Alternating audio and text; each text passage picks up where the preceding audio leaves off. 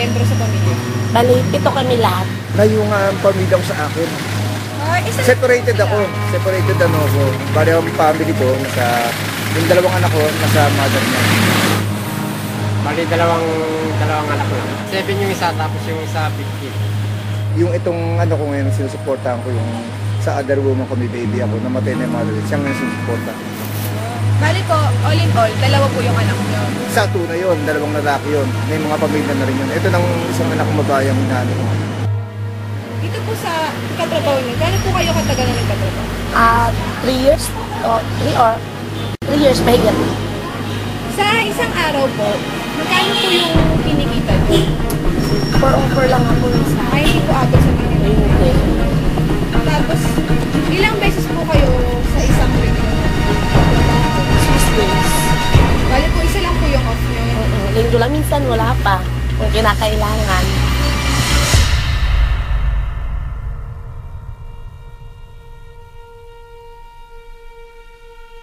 Bali dito sa norte, first timer. Pero sa south, bali naka 5 months rin ako. Street city din. Pero ngayon, bago pa lang ako. 4 days pa lang ako dito sa norte, sa DPWH. 4 days pa lang ako. Bali nasa 428, 428. Sa ngayon, wala pa schedule. Bali 7-0 ngayon kami, Monday to Sunday. Dahil di pa gawa yung schedule kung kailan ang day off namin. So, wala po kayong off? Wala po, sa ngayon lang po Siguro 6-1 kami. 6 na araw ang trabaho, isang araw ang day off. 4 years na. Parang lagpas din ko minsan sa minimum pag semester. Mga 6, gano'n. 600 po. Nagtitinda. 6 na araw. Bali, isa lang po yung off niyo. Sunday. Sa ganito niyo po, magkano po yung nilalaan niyo para sa pagkain sa isang araw? Isang araw, minsan 400. Isang araw. Bali, binabudget ko Siguro sa isang araw ko, nasa 40. Isang araw na po yun hanggang gabi? Oo, hanggang gabi. Medyo puro sandwich, puro tinapin, tsaka coffee na ako sa edad ko. Hindi na ako nagkakanin. Paano po pagkasama po yung anak? Ako kung sa sahod ko lang kukunin lahat yun, kulang na kulang. Kasi ang ginagasa sa ulam pa lang, tanghalian pa lang, hindi kasama almusal, 150 na pataas. Pera pa sa hapunan. So kung sa sahod ko lang pagbabasihan, kulang na kulang. Yung renta niyo po? Ang rent namin, sa 1 month namin na rent, 1.5. Apartment po yun? Ay hindi, kwarto lang yun. Kwarto lang po. As in, maliit lang siya talaga. Kasi kwarto lang. Ando na yung lababo, ando na yung higaan. Ando na lang, isang kasi kwarto lang na maliit. Ano umabot ng 2 week? Apartment po. Yung mga gastusin niyo po sa kuryente, tubig. Doon na po nakukuha doon sa trabaho naman ng mister ko. Bali, yung sinasahod ng mister ko, doon na namin kinukuha yung pambayad sa ilaw, sa tubig, sa kuryente. Umabot ng 1+, minsan kulang-kulang 2,000. Depende sa paggamit na. Kalito araw 1+, 1,300, 1,400, gano'n. Sa tubig, 500 pataas. Pinakamataas, 800 sa tubig na. Bali, homeless ako. Nakatira ako kayo sa rack, under ng DSWD. Wala akong kuryente binabayaran dahil under pa rin ako ng cost ng DSWD. So, pati po yung tubig, wala? Wala.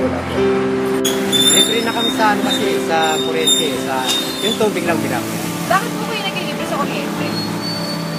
Yun ang gusto ng mayari sa upahan. Tapos yung iba pupunta sa baon ng mga bata. Oo, baon ng mga bata, mga project. Pero pagka pwede ko sa pwede ko bumili sa anak ko. Doon po sa sweldo nyo, may naitatabi pa po ba kayo? Bali, sa anak ko na pinag-budget ko. Basta ako, pag ibinigyan ako ng anak ko, 1 week, 500. Pero pag emergency lang. As in, wala. Pag nagkasakit, wala na pang gastos. Ang utang na lang.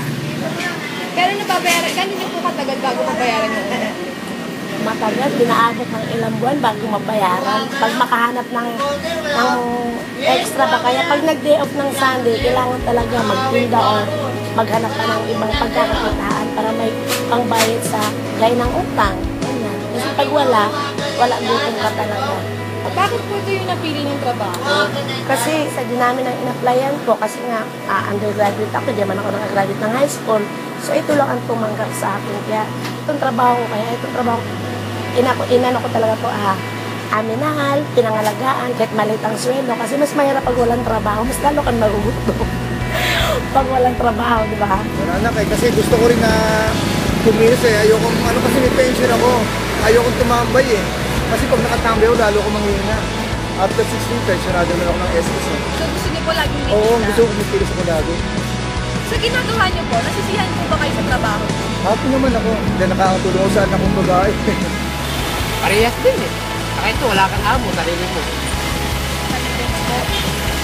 Eh, masaya po ba kayo sa trabaho? Oo naman. Bigay naman yung trabaho eh. Paano po masaya yung talagang matutuwa po kayo na marami kayo na serve na Oo, ganun din. Marami kang nakikilala, gaya ng sigas. Nag-enjoy naman ako.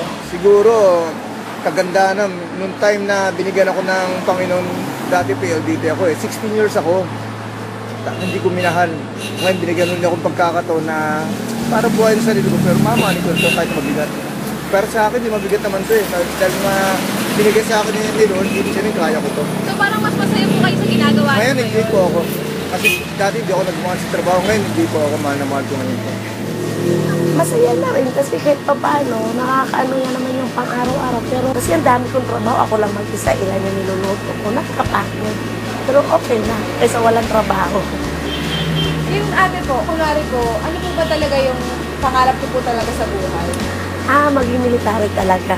Sundalo po? Bakit po sundalo? Yun ang gusto ko kasi eh. Ayaw lang ng magulang. Yung military kasi parang ang tapang-tapang nila, ang lakas-lakas nila. Ayun ang gusto ko kasi lang, hindi natupad kasi kulang nga sa panggastos, financial pa rin ang kulang. Kaya hindi nakapagtapos ang pag-aaral. Tingin niyo po ate, paano niyo po mailalarawan sa sarili niyo po yung isang magandang buhay?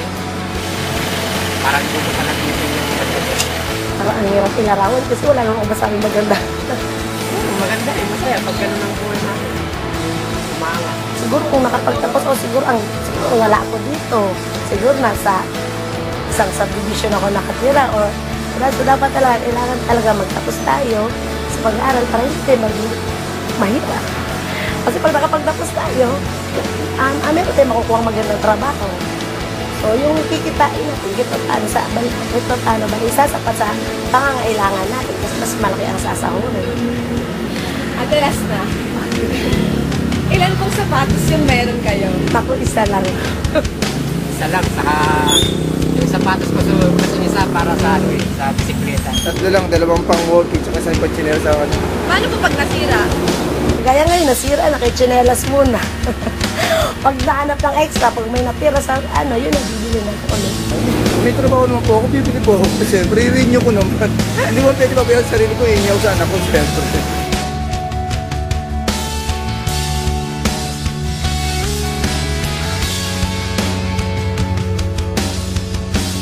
Ako po si Alona Gabriel. Brother Orly, Barayang. Marvin Sapera.